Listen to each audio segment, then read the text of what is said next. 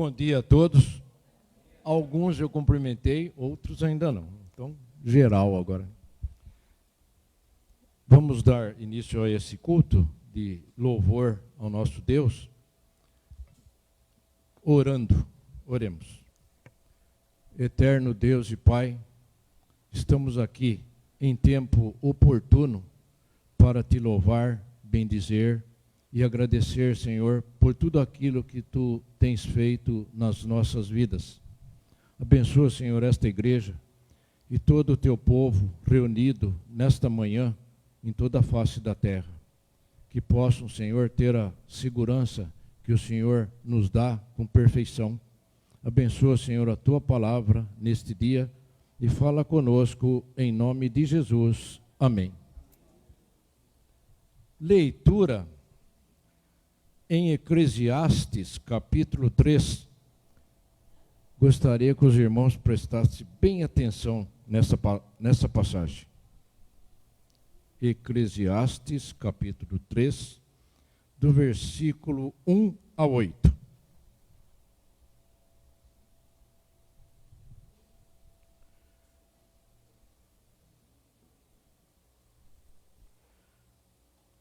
Há para todas as coisas um tempo determinado por Deus. É o título da passagem. Tudo tem o seu tempo determinado e há tempo para todo propósito debaixo do céu.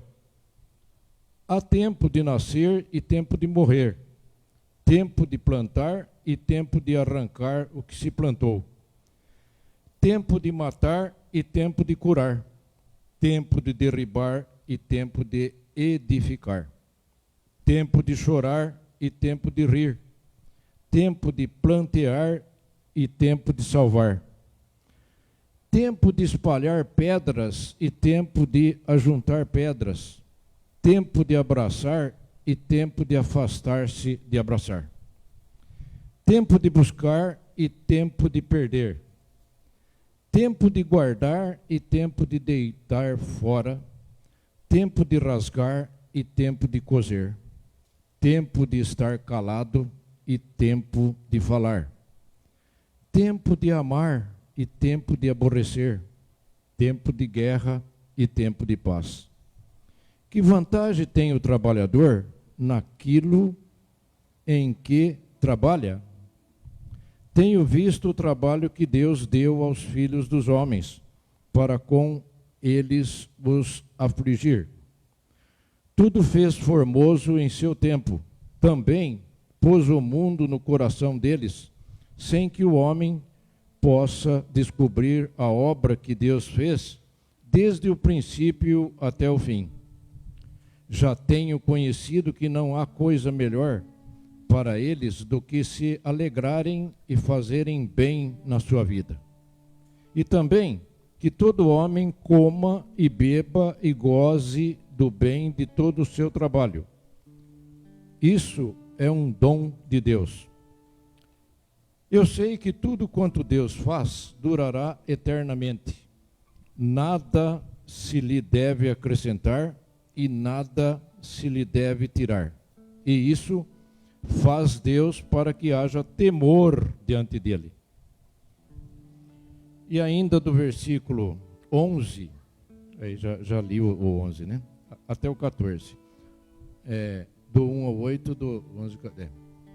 Aqui falando em tempo, todos nós, durante o dia e durante a semana, temos que ter tempo, né, cronometrado para fazermos nossas coisas. E aí, andando pela cidade, que eu estou sempre por aí, procurando alguma coisa para a gente ficar atento, eu vi um pensamento que diz assim, preste bem atenção, é sério a coisa, porque as pessoas geralmente não perdem tempo, não sabem usar o tempo determinado para determinadas coisas.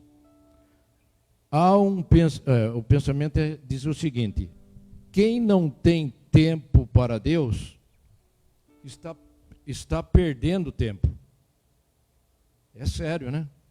Porque muitas vezes a pessoa fica assim, será que eu vou na igreja? Mas se esquece que Deus abençoa a todos, bons e maus. Como fala, quando a chuva cai, cai para os bons e os maus. Então, é importante a gente pensar muito no tempo, nas 24 horas do dia, a gente dividir o nosso tempo, não usá-lo ociosamente. E tem muita gente que usa, né?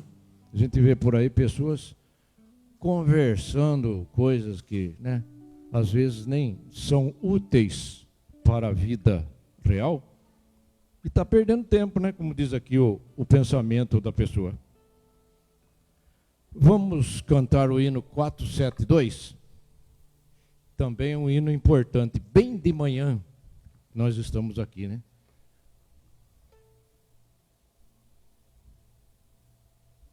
Convido o Wellington para me ajudar aqui na voz.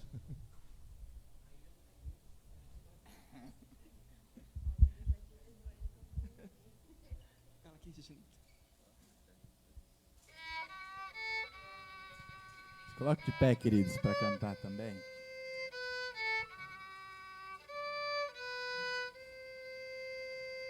Bem de manhã, embora o céu sereno pareça um dia calmo anunciar, vigia e ora o coração pequeno, um temporal pode abrigar. Bem de manhã e sem cessar, vigiar e orar. Ao meio-dia, e quando os sons da terra abafam mais de Deus a voz de amor, recorre a Cristo, o coração descerra e goza a paz com o Senhor. Bem de manhã e sem cessar, vigiar e orar. Do dia ao fim, após os seus lidares, relembra as bênçãos do celeste amor e conta a Deus prazeres e pesares, depondo em suas mãos a dor. Bem de manhã e sem cessar, vigiar e orar. Amém. Podeis assentar. Nesse instante nós vamos fazer o levantamento das nossas ofertas e dízimos, que é o trabalho do Senhor. E aí alguém um dia me falou na rua assim: por que a igreja precisa de dinheiro? Aí eu falei para o sujeito assim: escuta, você não paga luz, água, aluguel, não vai no supermercado? A igreja tem suas despesas, paga a luz, paga a água, só não paga aluguel aqui, mas tem umas que pagam, né? Então, é importante nós contribuirmos com a causa de Deus. E outra coisa, Deus abençoa aquele que dá com alegria. Mesmo aquele que não pode dar, ele abençoa a mesma coisa. Então é importante que a gente colabore com a causa do Senhor, também com as nossas ofertas. Amém? Pedir para o Wellington aqui, que é o nosso tesoureiro, para orar. Nosso Deus, nós agradecemos a Ti esse momento precioso. O Teu povo reunido na Tua casa. Eu sei, nós sabemos todos que isso é alegria para Ti, é alegria para nós, Senhor. Nós aqui estamos em nome de Jesus por causa da graça que Ele derrama sobre as nossas vidas todo dia. Pelo perdão dos nossos pecados, ó Deus, por tantas bênçãos. E, ó Deus, diante de tudo isso, o que podemos fazer a Ti é agradecer. Agradecer, Senhor, porque a vida vem de Ti. Agradecer porque tudo que temos, especialmente aquilo que temos de bom, vem de Ti. Ó Deus, receba as ofertas que serão alçadas aqui neste momento e multiplica, porque tua, Senhor, é a glória, teu é o poder, tua é toda a provisão necessária para essa igreja e para as nossas vidas. Abençoa cada um, em nome de Jesus. Amém. Enquanto o Ministério da Música canta, os irmãos podem fazer as suas ofertas.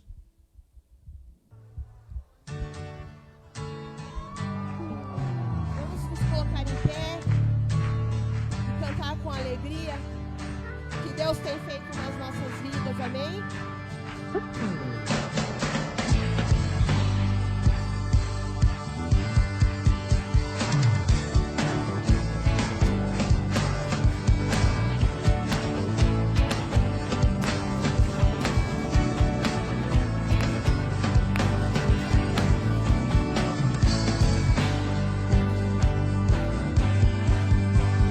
Grande é o Senhor, grande é o Senhor, suas grandes obras não têm fim, seus olhos estão sobre mim.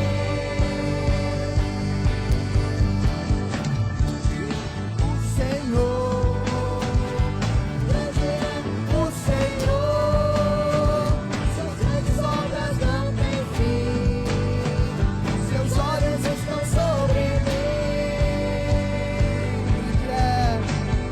Grande é o seu amor, derramado em mim pelo Espírito. Conselheiro e amigo fiel, fidedigno em tudo que prometeu. Agradável é sua vontade e eterna é a sua bondade. Grande é o Senhor, grande é o Senhor, suas grandes obras não têm fim, seus olhos estão sobre mim.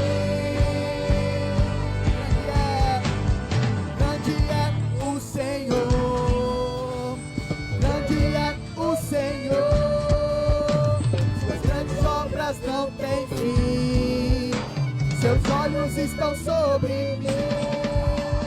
Grande é o Senhor, grande é o Senhor, grande é o Senhor, grande é o Senhor.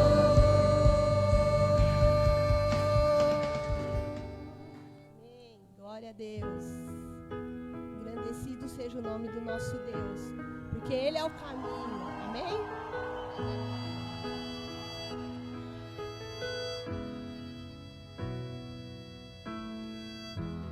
Não se turbe vosso coração, crede em Deus e também em mim. Na casa de meu Pai há muitas moradas. Se não fosse assim, eu não teria dito: vou preparar-vos um lugar. Eu virei, vos levarei para mim mesmo. Vós conheceis o caminho Para onde eu vou, eu sou o caminho, a verdade e a vida. Ninguém vem ao Pai a não ser por mim.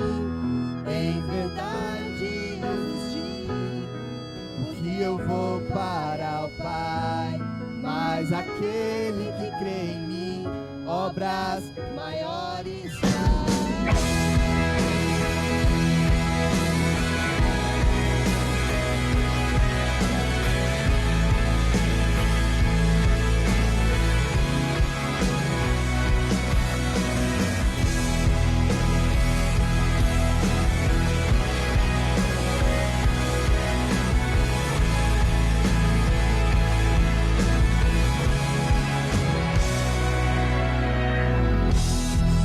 Amares verdadeiramente, guardarei esses meus mandamentos.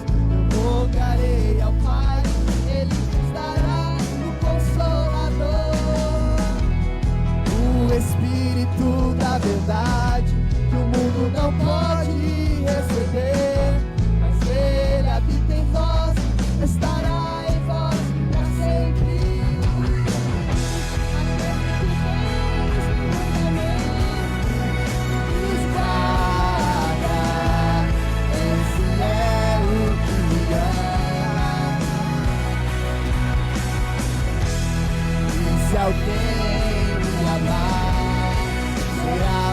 amado do meu Pai, eu também o amarei e me manifestarei a Ele.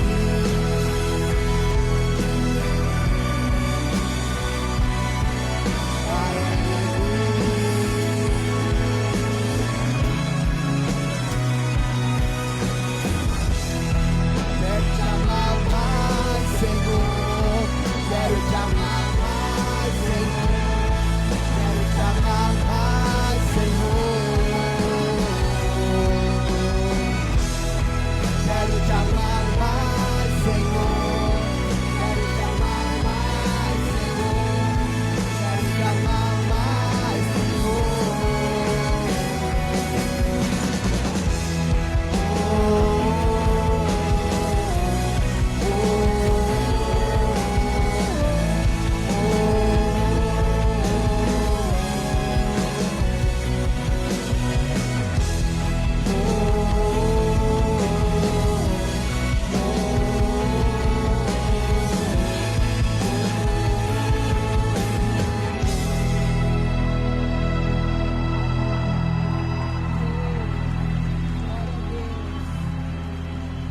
Toda a honra e toda a glória ao que está sentado no trono, amém? Que é poderoso.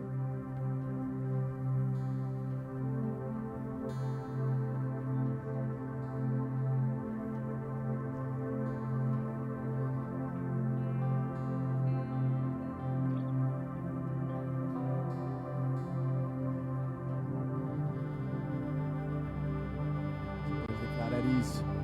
Ao que está sentado no trono e ao Cordeiro seja o louvor, seja a honra, seja a glória, seja o domínio pelos séculos dos séculos. Poderoso Deus, poderoso Deus,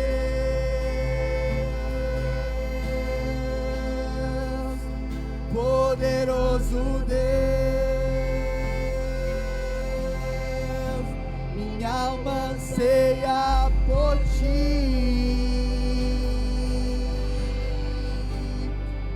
Ao que está sentado no trono e ao Cordeiro seja o louvor,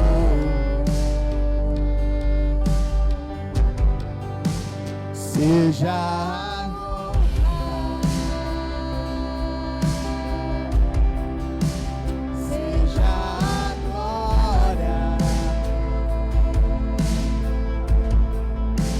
seja o domínio pelos séculos dos séculos. Poderoso Deus,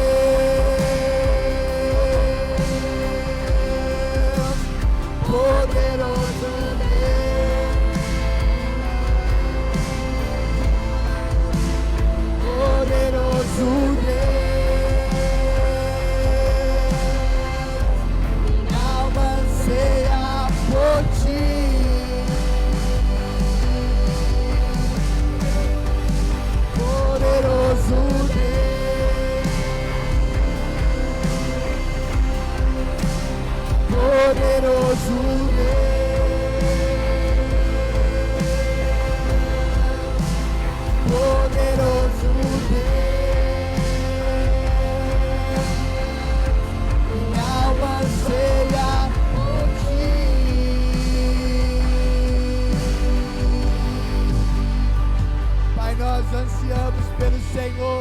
nós desejamos por ver a tua face, nós desejamos por sermos ministrados pelo seu poder. Por isso, Espírito Santo, Deus, batiza-nos com a sua glória, ministra na sua presença sobre nós.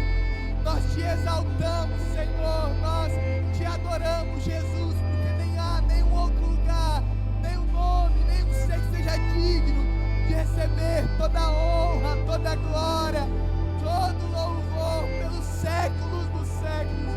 Por isso, Deus, nós te damos toda a honra, nós te entregamos todo o louvor, tudo que temos e que somos aos teus pés, Senhor.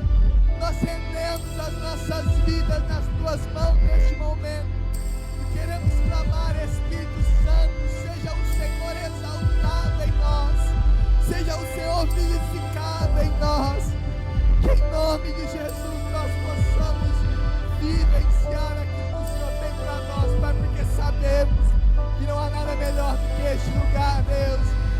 Quem já pisou o Santo dos Santos em outro lugar não sabe viver, e onde estiver clamar pela glória, a glória de Deus. Você pode declarar isso nesse momento. Quem já pisou no Santo dos Santos em outro lugar não sabe viver, e onde estiver clamar pela glória, a glória de Deus. Por isso declaramos glória ao nosso Deus, glória.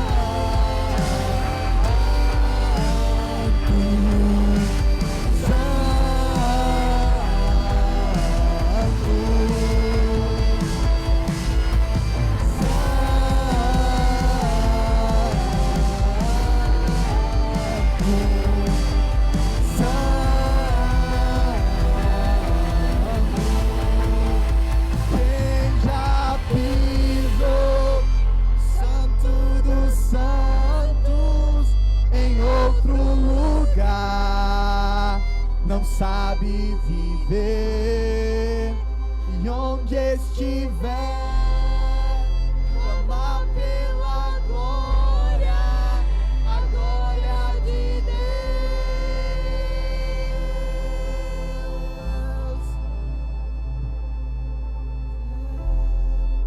Clamar pela glória, a glória de Deus.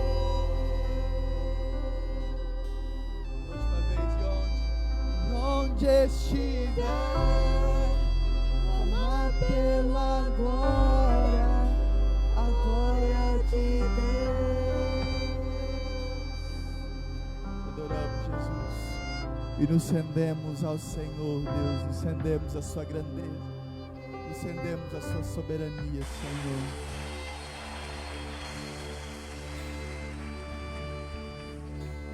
Toma-me, rendido estou Aos pés da cruz me encontrei, o que tenho te entrego, ó Deus. Entregamos tudo ao Senhor, Deus. Vem limpar as minhas mãos, purificar meu coração, que eu ande em tudo que tu tens pra mim. Oh,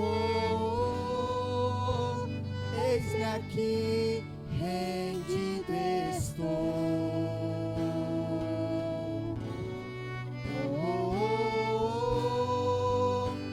Eu sou teu e tu és meu, Jesus.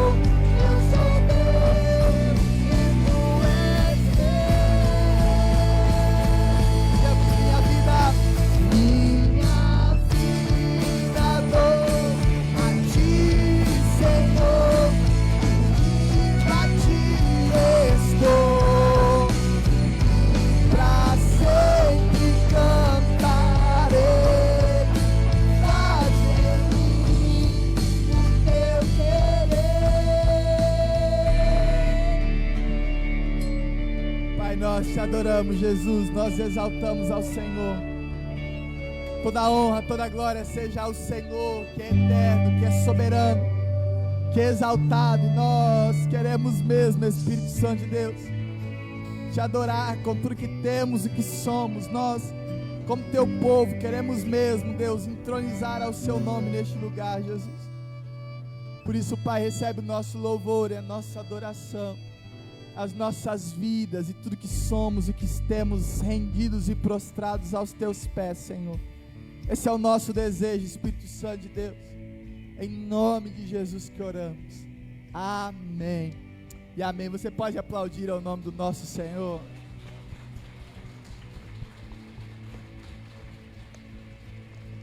Você Pode se assentar, meu irmão.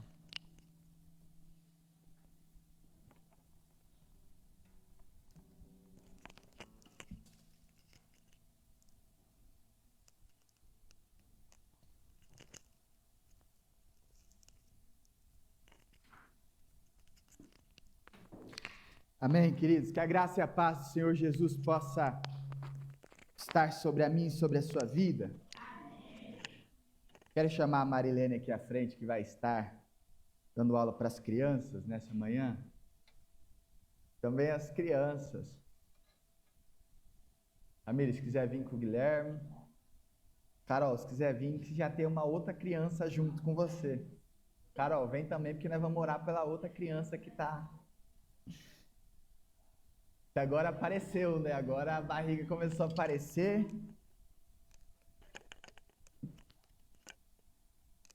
Mas que bênção, queridos. Estenda a mão pela vida dos nossos queridos, também pela vida da Mari. A Mari está com dengue, gente. Está dengosa. Mas mesmo assim, com as dores, ela ainda se dispôs para estar aqui, para ministrar para a vida das crianças o que ela tinha preparado. Então, que o Espírito Santo possa ministrar nesse tempo da sua graça, dando força para ela. Pai, obrigado, Deus. Obrigado pela sua vida, obrigado pelo seu amor, obrigado pela graça do Senhor, pela vida de cada uma dessas crianças. Obrigado também pelo teu amor, Deus, pela vida da Mari, que se dispôs a estar aqui, mesmo com as dificuldades, com as lutas, com a dengue, Pai. Nós queremos clamar em nome de Jesus, que o teu Espírito Santo possa fortalecê-la neste momento, Pai. E que em nome de Jesus as nossas crianças possam ser abençoadas, e possam crescer na graça do Senhor e no Espírito Santo de Deus.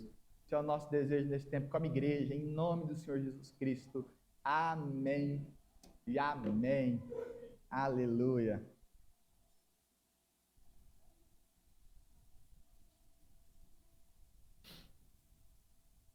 Amém, queridos? Nós que estamos aqui, eu quero te convidar a meditar na palavra do Senhor. Texto de 2 Coríntios 5. Se você puder abrir, é um texto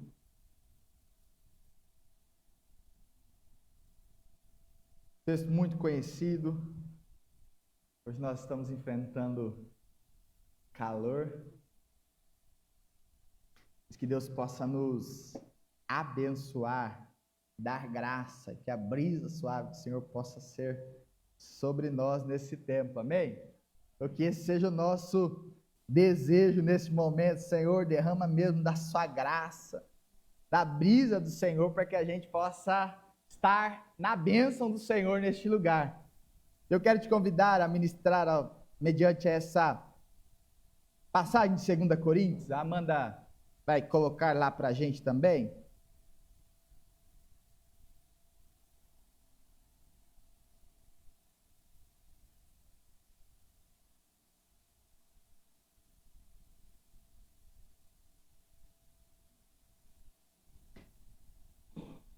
Mas se você lembrar da semana passada, a Amanda ministrou aos nossos corações sobre nós vivermos, né, ou sermos relevantes em tudo que fazemos. Então, sermos essa igreja que não é simplesmente uma igreja que faz coisas por fazer, mas que é em todo tempo relevante em tudo aquilo que faz e vive. E aí nós fomos ministrados sobre o que é a relevância na perspectiva cristã, que é essa relevância que nos faz viver uma vida contextualizada, mas que proclama a graça de Deus. E uma das frases que ficou na minha cabeça, e eu acho que deve ter ficado na cabeça de muitas pessoas, é entendermos que temor é saber que Deus vê, que Deus se importa com o que vê e que Ele dará uma resposta ao que Ele viu. E essa frase talvez precisa ser, no meu e no seu coração, a grande essência de tudo que vivemos. Essa perspectiva de que Deus não é um Deus ausente. Deus não é um Deus distante, mas Ele é um Deus que está do nosso lado. E hoje o meu desafio aqui é tentar pensar um pouquinho com os irmãos sobre a missão de Deus, sobre sermos uma igreja missional. Se você lembrar do que nós temos falado de algum tempo, Nós queremos ser uma igreja relevante, vivendo sobrenatural, apaixonada, simples, missional, e que em todo tempo vive isso. Se está no nosso vídeo, se está nos nossos grupos, se você olhar lá as mensagens que a gente manda no grupo, toda final da mensagem está lá a nossa missão, dos nossos vídeos, quando nós passamos, seja vídeo nas redes sociais, seja um vídeo que começa esse culto, essa frase começa a se rodear mediante a isso. E pensar sobre a missão de Deus é pensar sobre o porquê e o para que Deus nos formou e qual a expectativa que Ele tem da gente. Então não é simplesmente pensar sobre quem somos ou pensar nos sonhos que nós temos, mas é pensar o porquê Deus nos fez, por que estamos neste lugar, por que quando formos salvos, por que quando encontramos Jesus nós não fomos arrebatados automaticamente e ainda estamos aqui no mundo. Porque pensa, seria muito mais fácil para nós se Deus, na hora que Ele salvasse, está salvo, sobe. Nossa, nós não teria problema, não teria dificuldade, não teria crise, não teria que lidar com o processo da vida, que às vezes é complicado. Mas então, o porquê a salvação não é esse ato de Deus nos salvar e nos levar para cima, por que Ele nos deixa aqui na terra?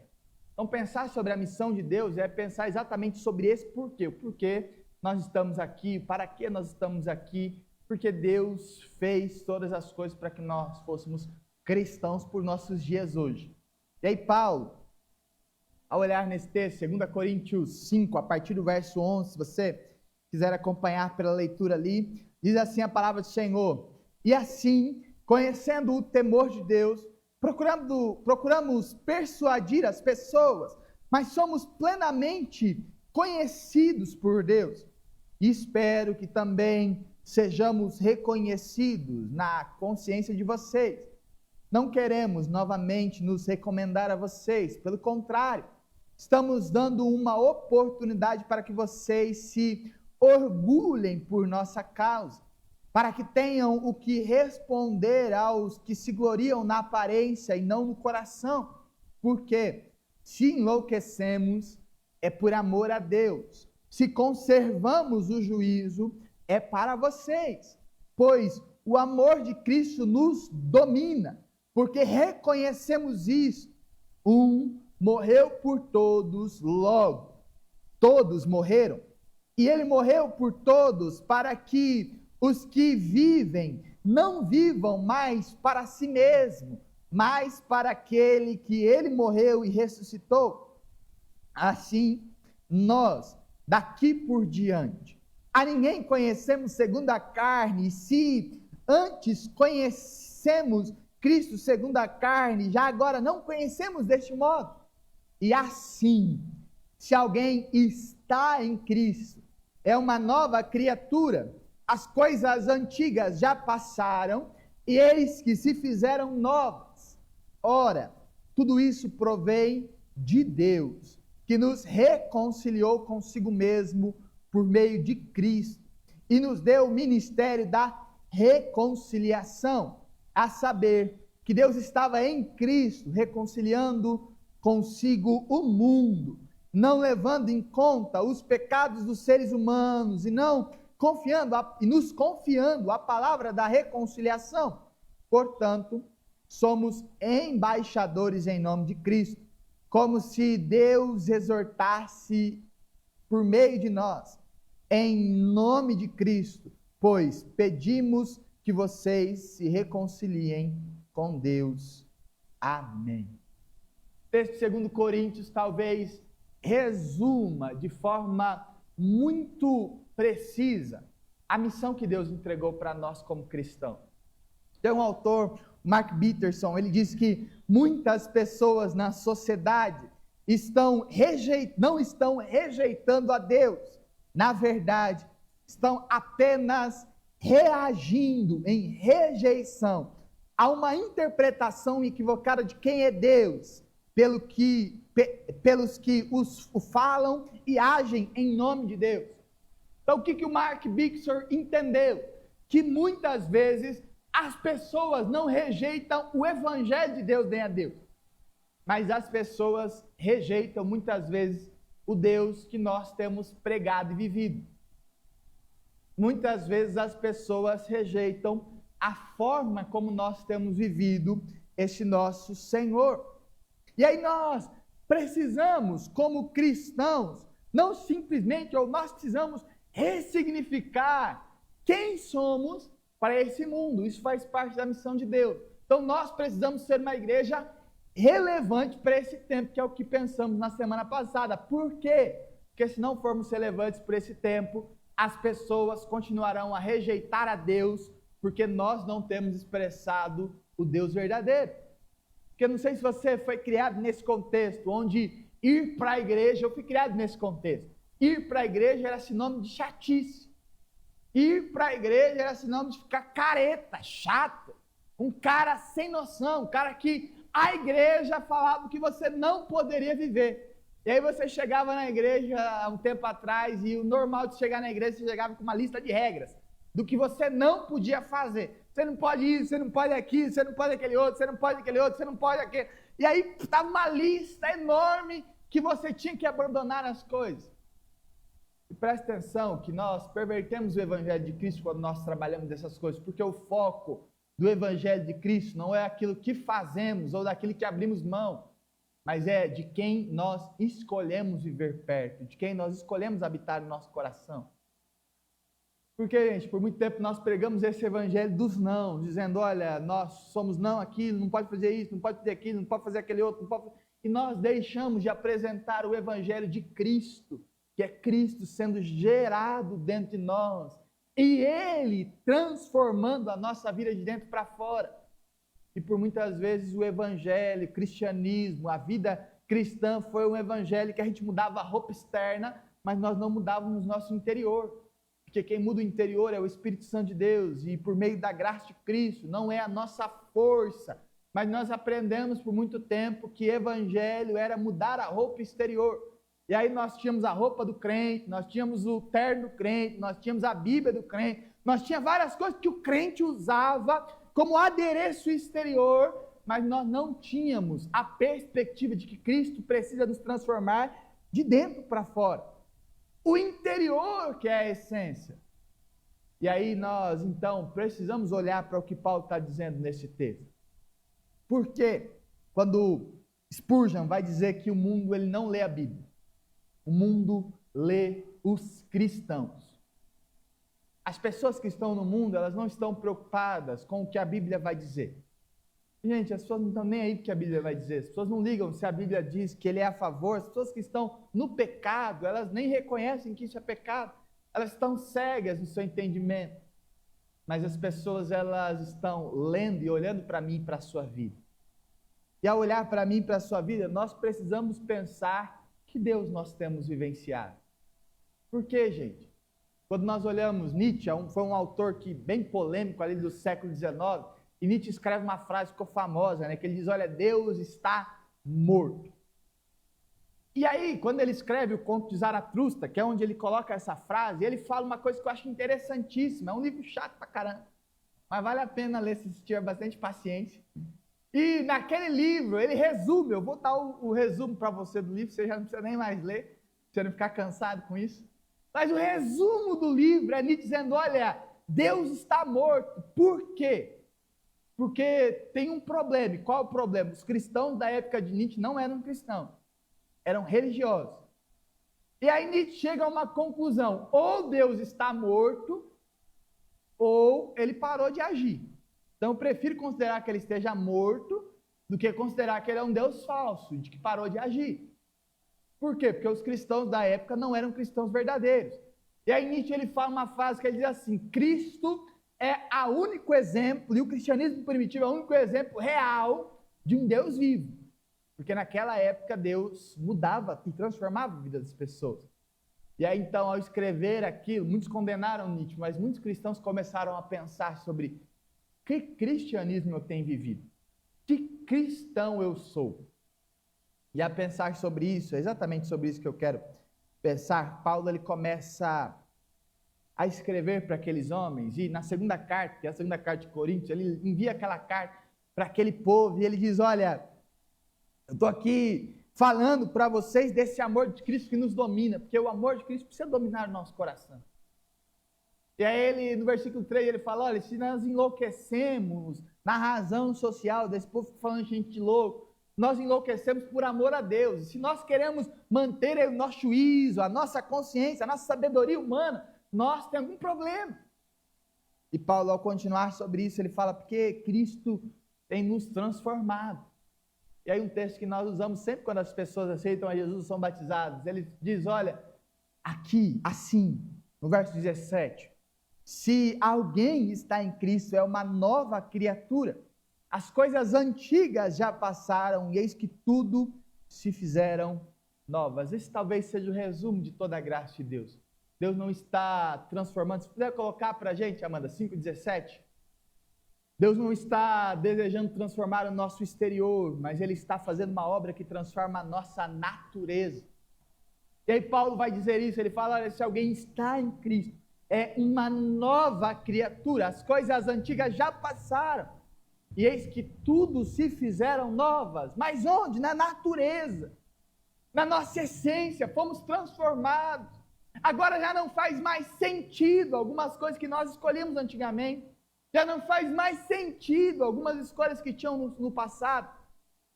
Mas aí Paulo, ele leva a gente para um nível mais profundo disso, no verso 18, onde ele diz, ora, tudo isso provém de Deus, que nos reconciliou consigo mesmo por meio de Cristo, e nos deu o ministério da reconciliação.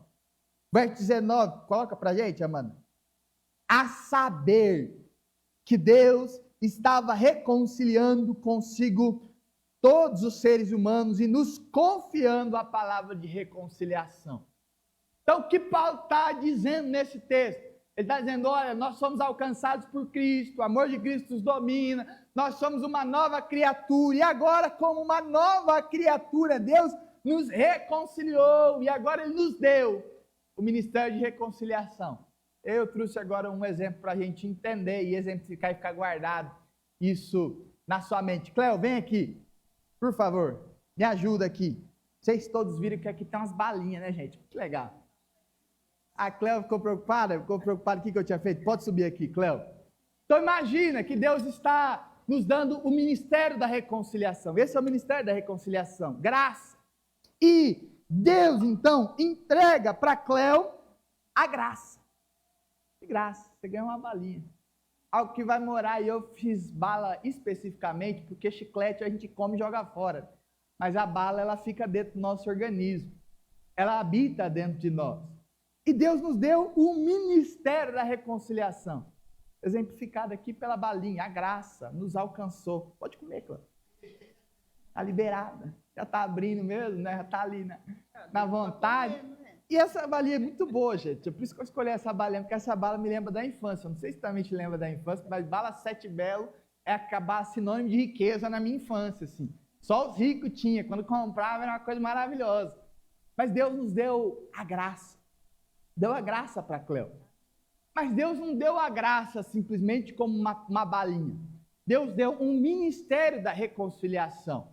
Então Ele não deu simplesmente a graça, mas Ele deu o pote de bala, para que você reconciliasse outras pessoas. Então escolhe 5 pessoas, Cléo, e dá a balinha para ela. Deus deu um ministério de reconciliação para a gente.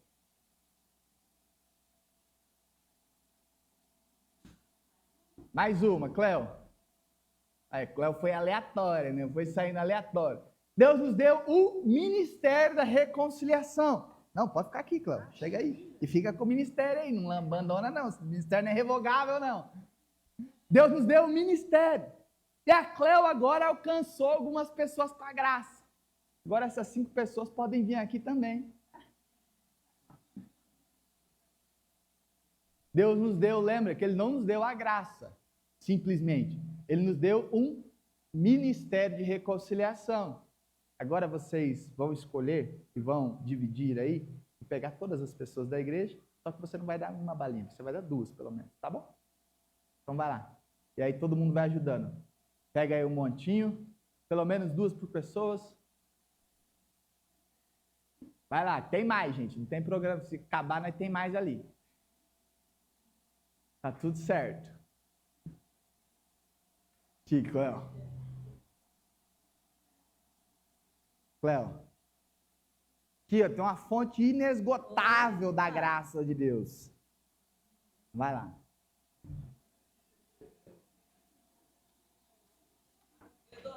Não, você tem que ficar no mínimo com duas. Você tem que ficar com a sua e mais uma, gente.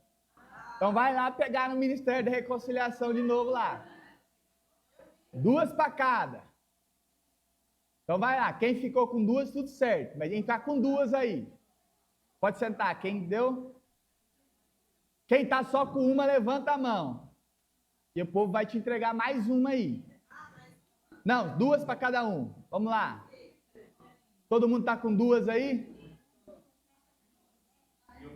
Você fica com 2. Você tem que ficar com uma, pelo menos. Então, a sua e mais uma. Não, mas tem ali uma fonte inesgotável. Não, mais uma. Você tem que ficar com 2. Todo mundo ficou com 2. Todo mundo com 2, gente? Ó, 2. Então, pode abaixar a mão. Dante. E, gente, nós temos uma fonte inesgotável. Eu não estou brincando. Eu comprei bastante bala. Todo mundo com 2? Agora pode sentar, Cléo. Isso, tá certo. E aí você entendeu o que Paulo está dizendo. E aí o que Paulo está dizendo para você? Você recebeu a graça. Há uma bala que você pode comer se você quiser. Uma delas. Mas você recebeu um ministério, que é o Ministério da Reconciliação. Então imagina que todos nós, ao aceitarmos e recebermos a graça, nós também recebemos de Deus um Ministério da Reconciliação. Para quê? Para que nós entregássemos as balinhas para as pessoas, a graça para a vida das pessoas. Então, o que Paulo está dizendo? E Paulo diz isso no verso 19. Olha, ou seja, Deus nos reconciliou consigo no mundo, não levou em conta as transgressões dos homens e confiou a nós o ministério da reconciliação. Portanto, pode passar, verso 20. Somos embaixadores de Cristo e Deus faz um apelo por meio de nós, por amor a Cristo, suplicando, reconcilie-se com Deus. Quem que Deus está suplicando? O mundo. Então entenda uma coisa, você recebeu a graça. Que benção, você recebeu uma balinha. E a balinha é muito boa, habita dentro de você, a graça habita dentro de você, o Espírito Santo habita no meio de você, mas você não recebeu simplesmente a balinha para você. A Bíblia diz que você recebeu o ministério da reconciliação e agora você é um embaixador desse Deus.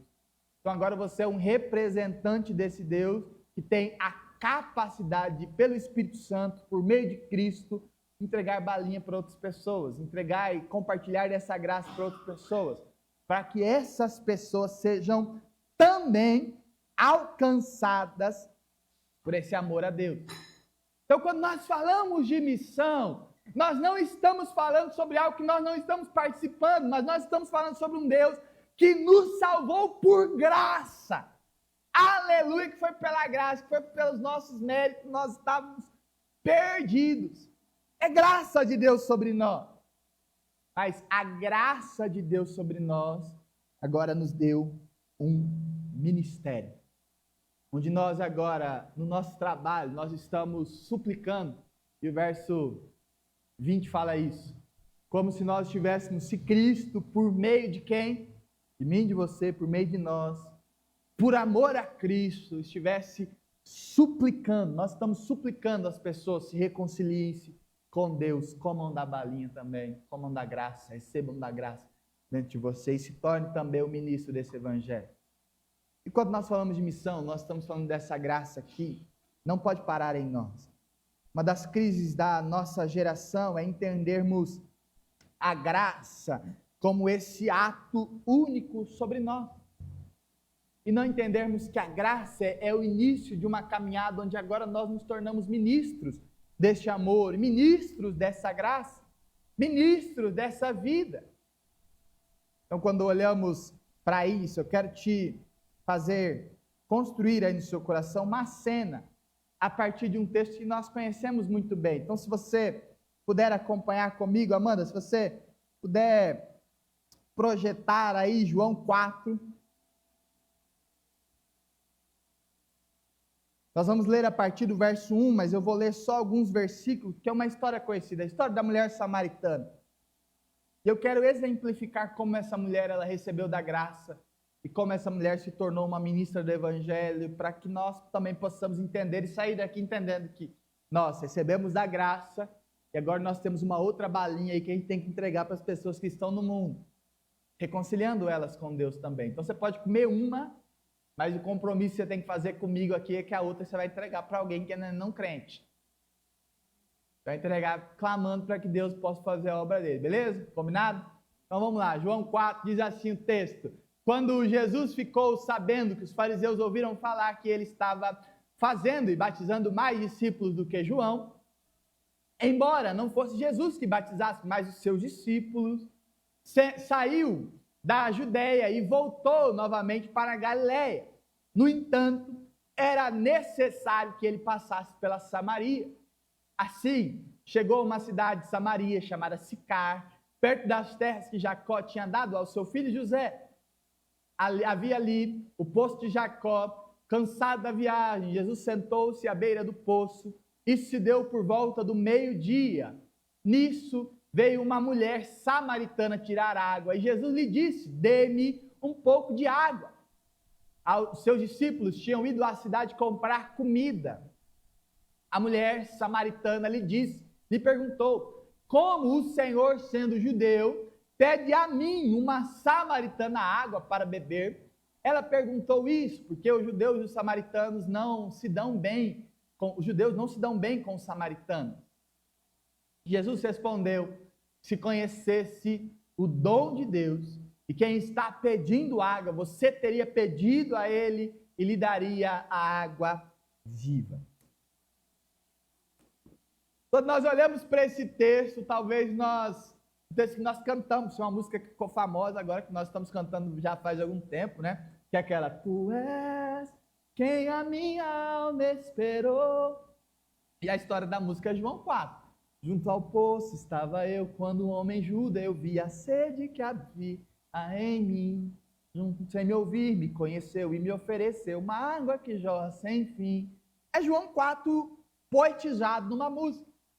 E a história da mulher samaritana é uma história de alguém que viveu o milagre de Deus, mas que era alguém que, se alguém aqui na igreja tem uma vida mais complicada que essa mulher, que tem mais dificuldades para pegar o evangelho que essa mulher, nós vamos orar por você, vem aqui na frente, nós vamos orar, vai fazer alguma coisa, porque que vida era aquela, gente?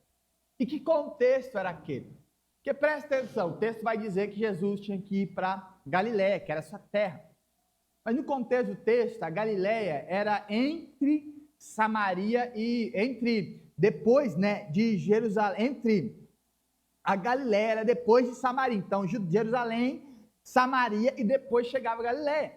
Mas, como um bom judeu que era, Jesus não escolheria passar por Samaria, porque desde a divisão de norte e sul, lá em Roboão, eles tinham uma rixa grave, porque quando a Samaria foi tomada no exílio, o povo que tomou a Samaria por exílio, ele teve uma tática de tirar todos os homens, colocar outros homens de outros lugares, e naquele contexto eles mesclaram o povo. Então o povo já não era 100% judeu, e para o judeu isso era muito grave, então isso era muito sério, ser 100% era algo muito sério para eles, não se misturar, fazia parte do contexto que eles viviam. E aí preste atenção, a Samaria não era um povo considerado judeu, era meio que um estrangeiro falsificado, que se dizia judeu, mas não era judeu, era do povo de Deus, mas não era. E várias outras crises. Então um bom judeu escolheria sempre o caminho mais longo, que tinha que dar uma volta, que era quase um dia de viagem a mais, do que passar pela Samaria. Mas se você prestar atenção no texto que a gente leu, Jesus diz assim que era necessário passar por Samaria. E aí Jesus, ao passar por Samaria, ele chega num poço, meio-dia. Gente, era normal que as mulheres fossem ao poço buscar água naquele contexto, porque os homens saíam para trabalhar e as mulheres ficavam cuidando do rebanho, cuidavam da casa, iam lá pegar água para fazer as coisas básicas no contexto. Mas nessa perspectiva e nesse contexto, Jesus ele chega lá por volta do meio-dia. E meio-dia era um horário que as mulheres não iam, ou pelo menos as mulheres direitas não iam. Era o horário das prostitutas, das adúlteras, das que eram mal faladas na cidade. Porque uma mulher judaica que era casada, que tinha sua família, ou que estava prestes a se casar, ela ia pela manhã e no final da tarde. Eram os dois horários que elas iam. Mas aquela mulher, ela vai num horário que ela não poderia ir, que era o horário do meio-dia, ou que era um horário que ela poderia ir por ser mal falada. Então aquela mulher é samaritana, e aí os judeus e os samaritanos têm uma rixa. Se você olhar o texto de João 8, o povo vai xingar Jesus, porque Jesus estava fazendo umas coisas meio estranhas, e eles começam a xingar Jesus, e ele chama Jesus de samaritano. Era tipo, mais ou menos, nós chamar o povo hoje de corintiano, assim, é um xingamento grave, é coisa assim, ladrão, assim, no nível master. Brincadeiras à parte, os corintianos, tamo junto, seu Isaías é nós. Mas brincadeiras à parte, era um xingamento grave naquela época. Então aquela mulher era samaritana, mulher, no contexto onde a mulher não podia falar, onde a mulher ela era responsável por cuidar da casa, onde gerenciava toda a dinâmica da casa ali, mas falar na sinagoga não era permitido ela entrar em alguns lugares, então tinha algumas dificuldades naquele ambiente. Além disso, ela tinha, lembra da história, ela tinha tido 5 maridos, e o que ela estava não era nem marido, ela estava amigada, estava de algum jeito lá enrolada com alguém, não era nem marido. Então você imagina, gente, a versão do Fábio Júnior daquela época. Que complicada a vida dessa mulher. Mulher, samaritana, tinha tido 5 maridos numa cultura que ter um marido já era assim, bênção, passou disso, você já era condenado.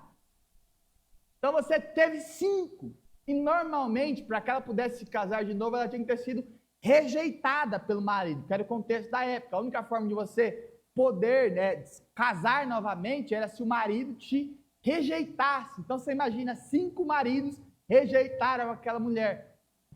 E agora ela está com um novo homem, que ela está ali amigada, está de alguma forma que ela não é nem marido dela. E aí nesse contexto, ela mal falada, cheia de dúvidas, porque no contexto da história ela começa ali a expressar suas dúvidas, ela tenta desviar o foco, ela tenta mudar o foco para muitas outras coisas. E por isso que eu falei que se tem alguém aqui com uma vida mais complicada do que essa mulher, nós vamos orar por você. No final do culto você vem aqui, nós vamos juntar todo mundo da igreja, nós vamos jogar óleo, nós vamos fazer alguma coisa. E, gente, que vida complicada a vida dessa mulher. Mas, como eu disse no começo, a minha ênfase é tentar te fazer entender que essa mulher, ela recebeu da graça, e ela compartilhou desse ministério de reconciliação que ela recebeu. O texto diz assim, que essa mulher, ela, no verso 10 que nós paramos, Jesus, ele dá uma afirmação para ela e diz, olha, se você conhecesse o dom de Deus, e quem está pedindo água, você me pediria, e eu daria para você água viva. E a primeira perspectiva, o primeiro exemplo na vida dessa mulher que nós precisamos copiar é que essa mulher ela teve um encontro verdadeiro com Jesus. E, gente, presta atenção na complicação da vida dessa mulher. Uma mulher com dúvida, mal falada, cheia de crises, com um monte de casamento, um relacionamento complicadíssimo. Mas aí ela tem um encontro com Jesus. Aí num poço, num horário onde ela era mal vista, no horário que ela podia ir, que ninguém iria falar nada, porque era o horário que ela permitiam que ela fosse, ela vai ao poço, e no poço ela encontra com Jesus. E a primeira pergunta que eu preciso deixar no nosso coração é, será que nós temos encontrado com Jesus? Será que nós temos nos encontrado com o nosso Senhor? Porque nós não podemos dar nada que nós não temos dentro de nós. Ninguém dá bala se não tem bala. Ninguém derrama, compartilha da graça se não é habitado por essa graça. Ninguém compartilha do que não tem. Se compartilhar do que você não tem, vai ser 2 pessoas que não tem nada. 0 sobre 0 não dá nada. 0 mais 0 continua sendo nada. Então não tem como nós entregarmos algo que nós não temos vivido. Então não tem como nós gerarmos na vida das pessoas o encontro com Jesus se nós não temos encontrado com Jesus. E é interessante que ontem eu estava saindo um CD novo do Marcos Telles, que é um autor que ele faz, um autor nortista, que canta em forma de cordel, e eu acho sensacional, e ele fala sobre o grande banquete de Lucas 14. E o grande banquete é uma crise, né? Porque Jesus convida o povo para aquele grande banquete e o povo começa a inventar desculpa para Jesus. E aí ele faz os grupos, divide o grupo. O grupo A, que é o grupo que dá desculpa para Jesus, é um grupo que fica dando desculpa para sentar à mesa com o Senhor, para participar do grande banquete do nosso Senhor. E a desculpa, gente, mais esfarrapada é que a gente já viu, comprei um campo, eu preciso ver se ele é bom. Mas quem compra uma coisa sem ver se o campo é bom, gente? À noite ainda, porque a festa era à noite, você vai ver coisa à noite. Tinha nem lanterna, que vai lá o povo com aquela lumináriazinha de fogo, vê um negócio, que lógica tem nisso? O outro fala, olha, comprei uma ferramenta de trabalho tecnológica da época, comprei uns boios, eu preciso experimentar eles. Tecnologia mais avançada que tinha na época, e a mesma questão, quem compra uma tecnologia avançada sem experimentar, sem ver? E o outro, me casei, não posso, gente, aquela época, o contexto da época, quando você se casava, aí que você ia em toda a festa que estava disponível, por quê? Porque você queria mostrar que você estava com roupa de casada, você agora era uma mulher casada com um marido, e era motivo de alegria. Então, alguém casado não perderia uma festa de jeito nenhum. É a grande pergunta para nós, será que nós não temos também dado desculpa para nos encontrarmos com Jesus? Será que nós não temos inventado muitas desculpas para encontrarmos com o nosso Senhor? Será que nós não temos inventado muitas desculpas para participarmos desse banquete? Você presta atenção, algo que mudou a vida dessa mulher não foi o que as pessoas falavam, não foi o contexto que ela vivia, mas foi ela ter encontrado com Jesus. Ela encontrou com a fonte que jorra a vida, ela encontrou com a fonte de água viva e que jorra a partir dela. Entenda uma coisa, meu irmão, muita da crise que nós temos em vivermos aquele evangelho dos nãos, é que nós não vivemos o evangelho da graça, onde nós somos alcançados por essa fonte que começa a jorrar dentro de nós vida, e vida abundante. E aí nós viramos cristãos chatos, sim, por quê? Porque nós encontramos só com a regra do evangelho e não com a fonte de vida que nos dá alegria em qualquer circunstância. Que as pessoas do mundo aí estão desesperadas, estão em crise, estão em luta, mas nós estamos em Cristo, e em Cristo, independente da situação, nós temos graça, nós temos vida, nós somos amados, e nós sabemos que todas as coisas cooperarão para o bem daqueles que amam a Deus. E essa é uma das perspectivas que nós precisamos entender, se não tivermos encontro real com Cristo, e simplesmente encontramos com as regras da Bíblia, com as regras do Evangelho, nós não entenderemos o Evangelho, porque o Evangelho é termos um encontro real com Cristo que transforma-nos de dentro para fora. E a partir disso, nós somos mudados pela graça de Deus. A transformação não pode acontecer a partir daquilo que nós entendemos, de um conjunto de regras que nós recebemos, mas a partir de um encontro que temos com Jesus. Nós não nos encontrarmos com Jesus, nada de que fizermos valerá a pena. E essa mulher, ela tem um encontro com Jesus. Gente, imagina a vida daquela mulher toda destroçada. E aí, em um encontro, ela muda a vida dela. Já contei aqui a história de uma menina e eu quero te fazer lembrar sobre isso. É uma história no livro Loucos por Jesus, do Lucinho Barreto. E a história dessa menina é uma menina num país sírio, num país, muçulmano, isso mesmo, num país muçulmano, e ela era de família muçulmana, mas a tia dela se converteu ao evangelho e levou ela para uma igreja. Em um culto, uma menina de 12 anos de idade, Num culto, ela teve um encontro com Jesus, e ela aceitou a Jesus, voltou para sua casa e falou: mamãe, papai, eu vou ser cristão. Pai dela falou: você não vai, nós somos muçulmanos, e aqui o negócio é outro. Ela falou: eu vou. Ficou insistindo, até que o pai dela deixou ela se tornar cristã. Só que ele teve uma regra, ele falou: olha, você vai, mas todo culto que você for, quando você voltar, você vai tomar uma surra. Ela falou: é só isso, tamo junto, tamo aí. Durante um ano, essa menina ia para a igreja, era uma comunidade pequena, num país onde tinha culto quase todo dia. Então tinha reunião em casa, tinha culto, então quase todo dia ela ia para a igreja, quase todo dia ela voltava surrada, ela apanhava dentro de casa. O pai dela cumpriu a promessa, então todos os dias que ela ia na igreja, o pai dela batia nela.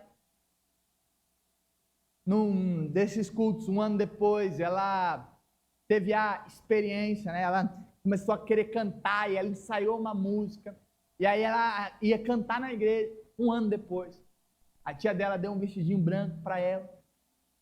E aí ela foi então cantar na igreja com aquele vestidinho branco, coisa mais linda do mundo. Cantou a igreja em festa, em alegria e tudo mais, todas as coisas acontecendo. Acabou o culto, todo mundo abraçando ela e feliz da vida. O pai dela naquele dia tinha bebido e foi até a igreja para pegar ela. Então na saída da igreja, o pai dela pegou aquela menina, começou a jogar de um lado para o outro, bateu numa das jogadas que ele deu, bateu nela de qualquer jeito, numa das jogadas, bateu a cabeça dela na guia e abriu a cabeça dela. E aí vieram todo mundo ali tirando e doido, você é louco, pá, não sei o que, tiraram.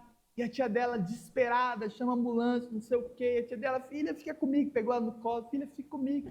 Tiraram o vestidinho dela, colocaram uma roupa mais quentinha, envolveram ela direitinho. Filha, fica comigo. E ela apagava e voltava, apagava e voltava. E aí toda vez que ela voltava, ela falava: tia, cadê meu vestidinho? Não, meu filho, não se preocupa com o vestidinho, não se preocupa com ficar aqui, ficar acordado e tal. Uma das últimas vezes, depois de muitas vezes, naquele contexto, indo e voltando e pedindo o vestidinho, tia dela, ela olhou para a tia dela e falou: tia, cadê meu vestidinho? A tia dela: por que você quer esse vestidinho? Por que você quer esse vestidinho? Aí ela falou: tia, eu vi Jesus. E ele me falou que eu não vou mais voltar. Mas eu quero levar meu vestidinho e mostrar para Jesus. Eu quero mostrar para ele que da mesma forma que ele teve coragem de entregar a vida por mim, eu também sangrei por ele, por amor a ele. E aquela menininha de 13 anos de idade, gente, essa é uma história real, você pode pesquisar no Google, pode pesquisar em qualquer lugar. Ela faleceu, viveu até os 13 anos de idade. Mas aquela menina teve um encontro real com Jesus. Conta a história que depois de alguns anos os pais se converteram ao evangelho, a família foi transformada pelo testemunho, a vila daquela menina foi transformada pelo evangelho de Deus, e hoje aquela vila não é mais uma vila muçulmana, mas é uma vila cristã. Quando nós olhamos para essa perspectiva, nós precisamos olhar para a nossa vida. Será que nós temos encontrado com Jesus? Será que nós temos tido mesmo esse encontro com Jesus que transforma a nossa vida e que geram frutos verdadeiros de transformação? Porque essa menina encontrou com Jesus. Eu tive o meu encontro com Jesus, e se vocês perguntarem para a Cléo, que me conheceram na época que eu não era convertido ainda, ela vai falar que eu era um cara bem sem noção, bem ruinzinho, que vivia por muitas vezes na sarjeta com 12, 13, até os 15 anos de idade, fazendo muitas coisas erradas, até que eu me encontrei com esse Jesus.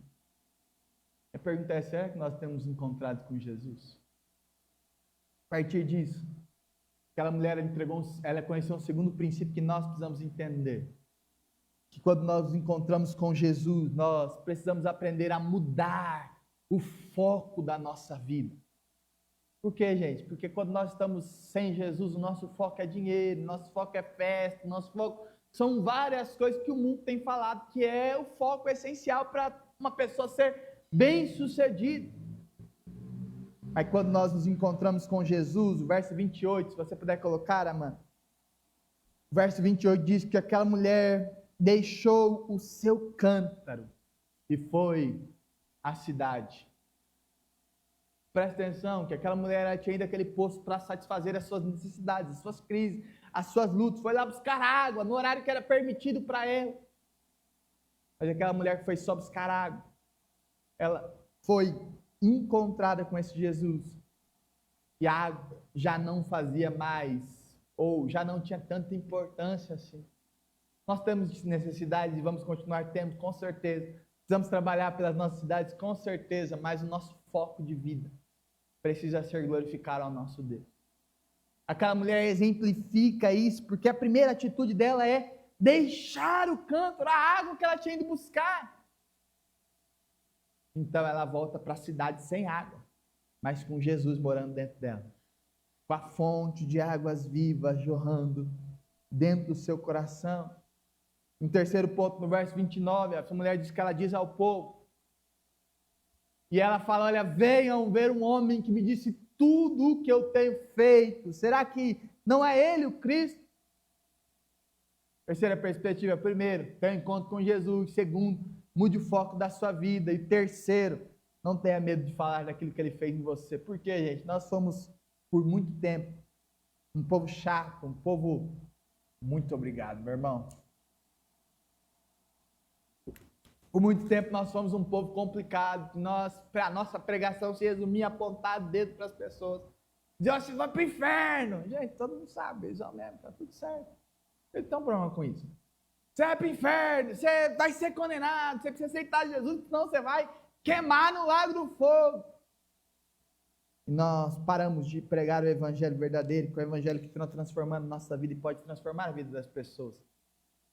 E essa mulher entende isso, ela fala, olha, eu não vim aqui condenar vocês não vim aqui falar que vocês vão para o inferno não, mas eu vim falar de um homem que falou sobre algo que eu tenho feito, que teve coragem de expor, meter a mão no dedo sobre os meus próprios pecados, mudar a minha própria vida, fazer gerrar uma fonte no meu próprio coração. Será que não é ele o Cristo que nós estamos esperando? Será que ele não é o Messias? Preste atenção, todas as vezes que nós formos condenar as pessoas, nós estamos pregando o evangelho que o próprio Jesus não pregou. Por quê, pastor? Porque se você olhar o texto de João 3,16, que nós gostamos bastante, João 3,16, que Deus amou muito de tal maneira que deu seu Filho unigênito para todo aquele que nele crê, não pereça, mas tenha vida eterna. Aí nós olhamos para o 17, que diz que Cristo não veio condenar o mundo, porque aqueles que já estão em pecado já estão condenados, mas Cristo veio para salvar o mundo. E aí nós estamos como igreja muitas vezes levando o evangelho de condenação para as pessoas.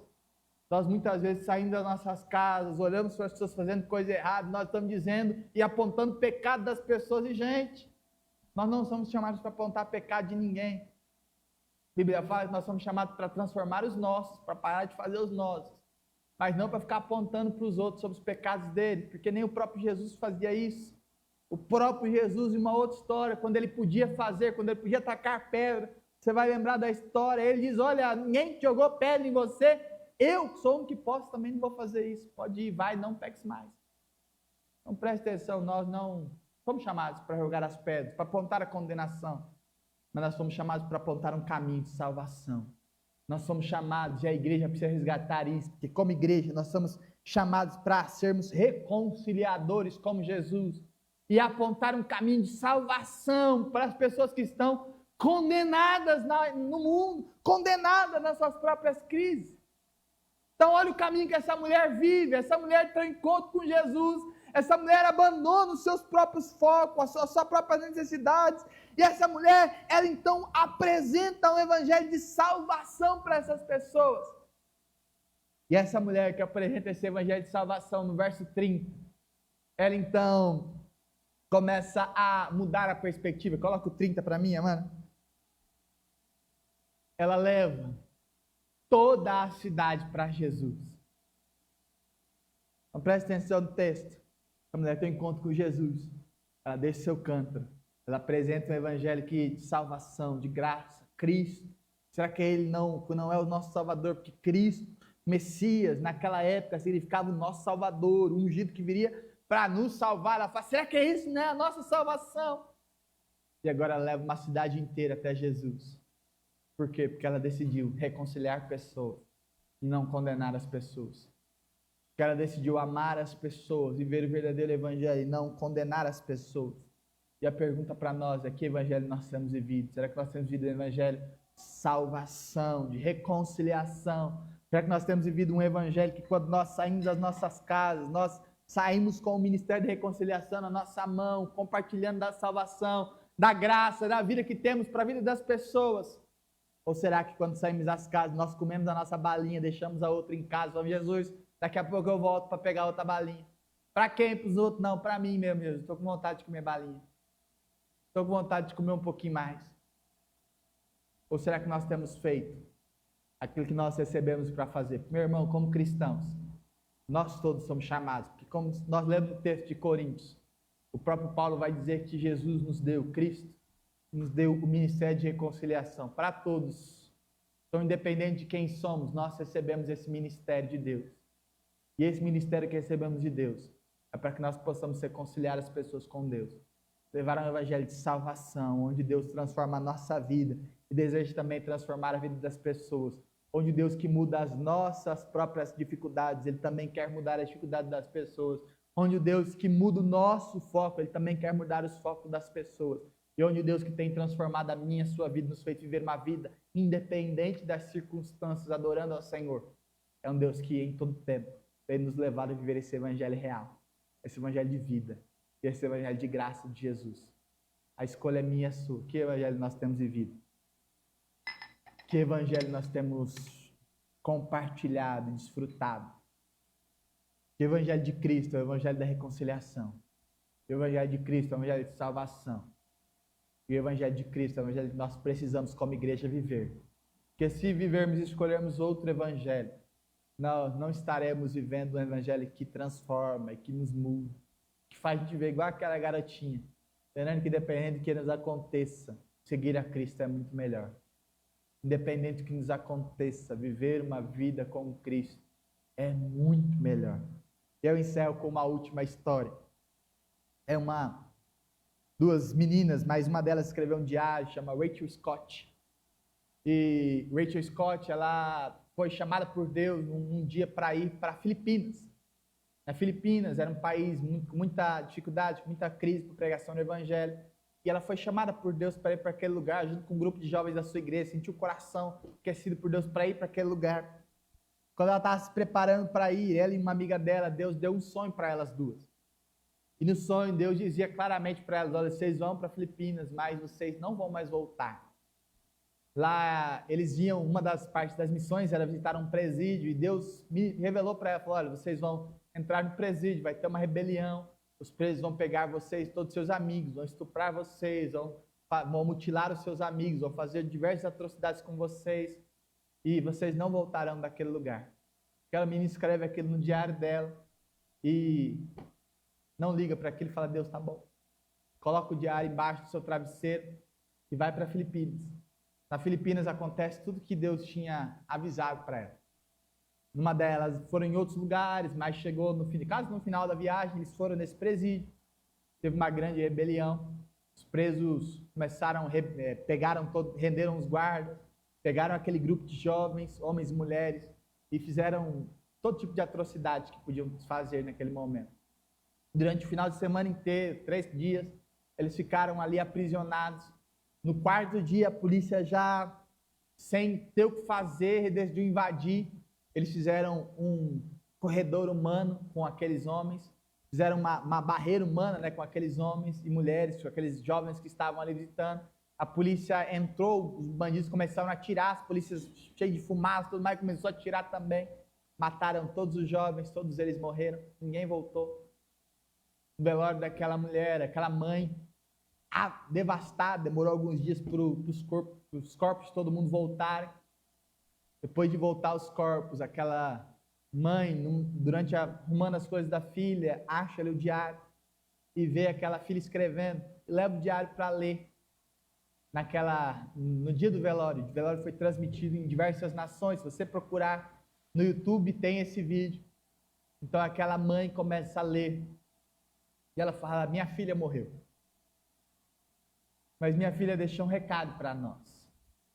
E aí ela diz, então, que a filha dela escreveu e contou que Deus tinha dado um sonho para ela e para a amiga dela. Deus tinha revelado tudo o que ia acontecer, foi ele falando todas as coisas que Deus tinha revelado para ela. E aí ele escreve uma frase que deve resumir toda a vida cristã. Ele diz assim: mas o que me importa se ao menos um daqueles presidiários tiverem alcançado a graça e forem se encontrar com Jesus, já terá valido a pena. E aí a mãe lê aquilo no meio do velório, sendo transmitido para várias nações. Deus arruma força para aquela mulher, porque eu não imagino qual era a situação dela naquele momento. Você perdeu um filho numa situação dela. Mas aquela mãe, depois de ler aquilo, ela ora por aquele povo, ela fala: se você também foi tocada por isso e quer hoje entregar a sua vida para Jesus, uma multidão sai daquele grupo, vai lá e entrega a vida para Jesus. E aí aquela mãe fala: a morte da minha filha terá valido a pena. E encerra a transmissão. Eu poderia contar milhares e milhares de histórias, milhares de cristãos. Essa história aconteceu em 2006. Então não foi muito longe. A história dessa menina aconteceu, que eu contei, a história da menina do começo aconteceu em 2011. Tem muitas outras histórias mais atuais também sobre isso. Mas a grande pergunta é: será que nós temos vivido esse evangelho? Que uma vida, compartilharmos esse evangelho de reconciliação, vale tudo. Importa muito. Que é esse evangelho que nós somos chamados para viver. Eu quero te convidar a orar nesse momento, meu irmão. Com esse entendimento de que nós precisamos ter um encontro com Jesus. E se você ainda não entregou a sua vida para Jesus, você precisa entregar a sua vida para Jesus. Só Ele pode sustentar e mudar a nossa vida. Mas se você já teve encontro com Jesus, não tem vivido o verdadeiro evangelho desse Jesus, eu quero te convidar também você a se posicionar nesse momento. E aclamar mesmo para Jesus, para que Ele possa mudar a sua vida. Mudar o seu coração. Senhor Deus e Pai, nós, como sua igreja, Deus, apresentamos o nosso coração perante o Senhor.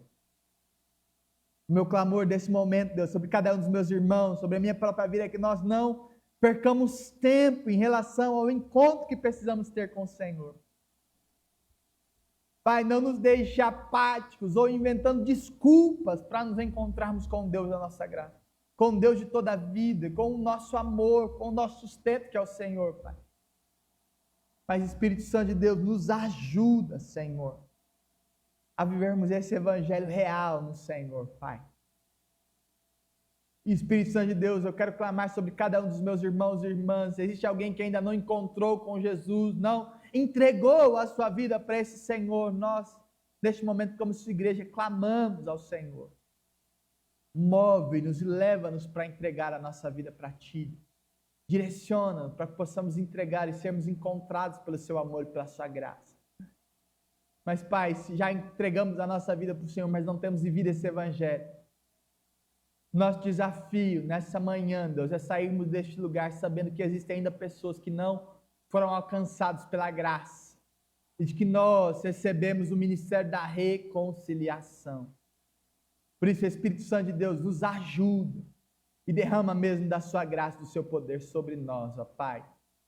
Esse é o nosso desejo, nós clamamos como sua igreja neste momento, ó Pai. Em nome de Jesus Cristo, derrama dessa graça, desse amor sobre nós, ó Pai. Amém, Jesus. E amém, Senhor. Esse é o nosso desejo, por isso clamamos. Amém. Amém. De que nós possamos viver esse evangelho diariamente. Que isso possa ser impactante sobre os nossos corações. Amém? Os nossos avisos. Pode se assentar, meu irmão. Desculpe, perdão. Vamos para os nossos avisos.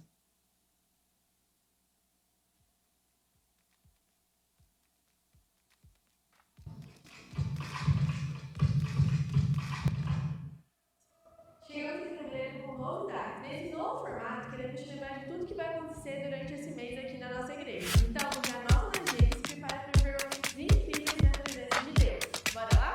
Começamos a semana pensando só toda terça-feira, às 20 Chegamos em fevereiro com novidades. Nesse novo formato, queremos te lembrar de tudo que vai acontecer durante esse mês aqui na nossa igreja. Então, já anota na agenda e se prepare para viver momentos incríveis na presença de Deus. Bora lá? Começamos a semana fortalecendo a nossa fé. Toda terça-feira, às 19h30, temos o nosso culto de oração aqui na igreja e online também. Um tempo especial para fortalecer nossa comunhão com Deus, através da oração e da palavra. Quinta-feira é dia de aprofundar o conhecimento na palavra. Às 20 horas temos o nosso estudo bíblico online. Nesse mês, continuaremos a falar sobre o Espírito Santo. Você não pode perder. O link será enviado no grupo da nossa igreja. E por falar em grupo, na cadeira da frente tem um QR Code que você escaneia com o seu celular e vai ter todos os links lá para você entrar no grupo, para você participar dos encontros e das reuniões. Nas sextas-feiras, voltamos com os nossos encontros nas casas. Agora com um novo nome e um foco diferente.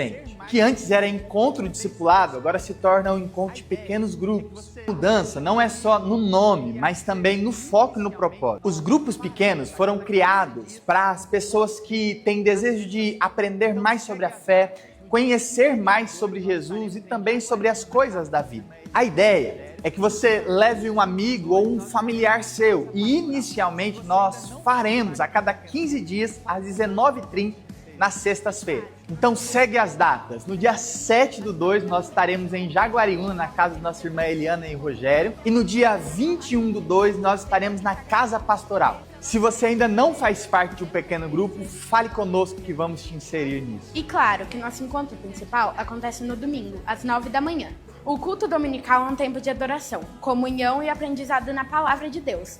Venha e traga sua família. Esse é o nosso mês de fevereiro, um tempo para crescer espiritualmente, servir Amém, e queridos. estar em comunhão. Nos vemos nos cultos e lembrando, atividades. Que Deus abençoe essa vida e até perguntar breve. pra pastor, hoje é a casa pastoral, gente. Casa pastoral é minha casa, Amanda, tá?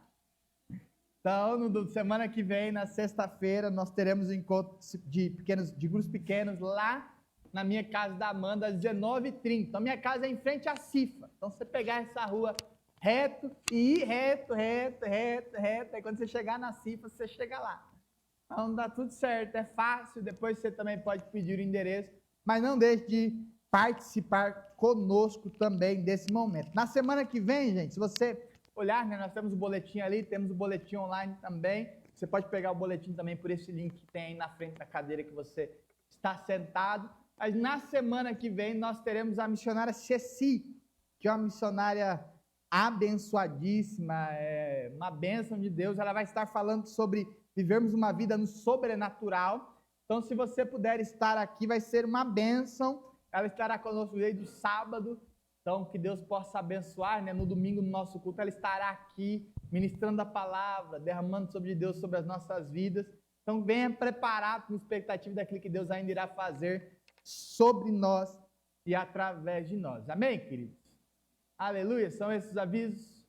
Mais alguma coisa esporádica? Não? Eu quero, antes da gente encerrar, orar por aqueles irmãos que estão com alguma necessidade, dificuldade. Então, em especial, já quero chamar a Mari aqui na frente, orar por ela, por essas dores, né? Além da Mari, nós temos a Dona Conceição, a Gabi, a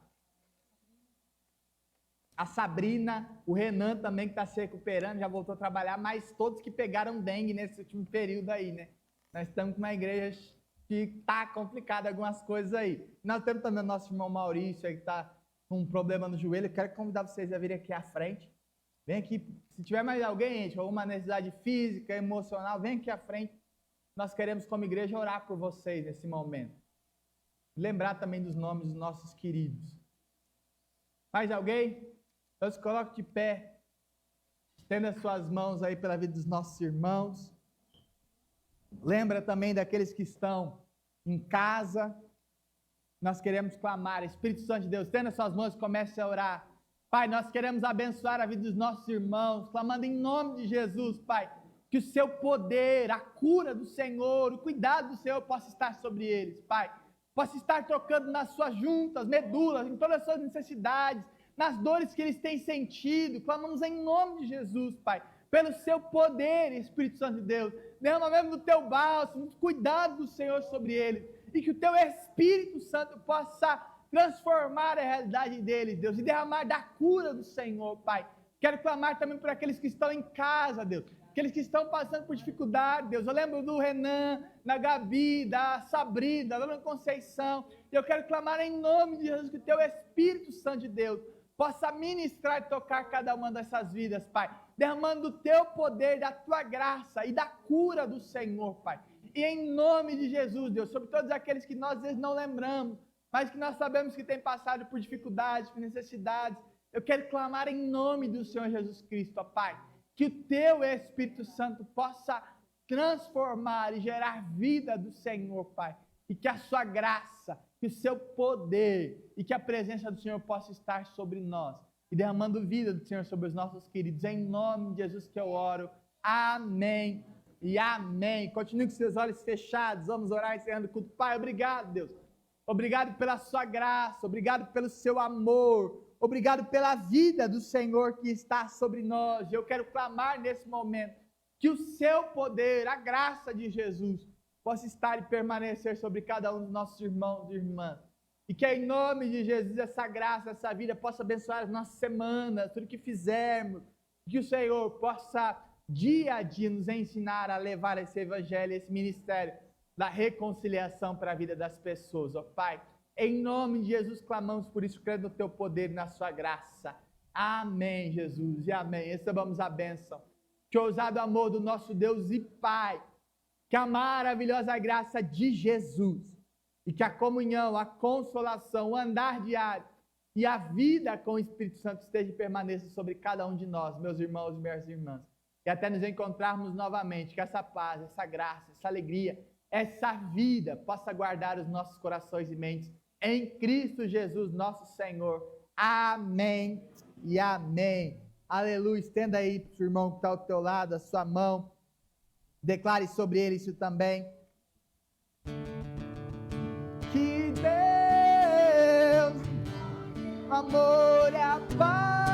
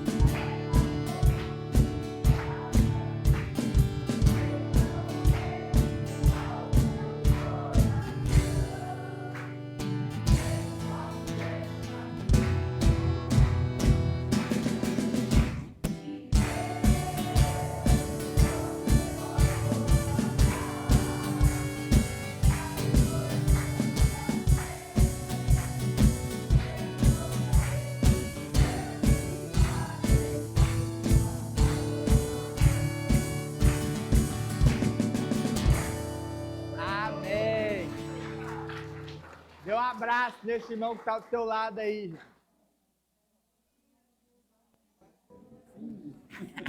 Você tem o microfone. Nossa, é uma beça.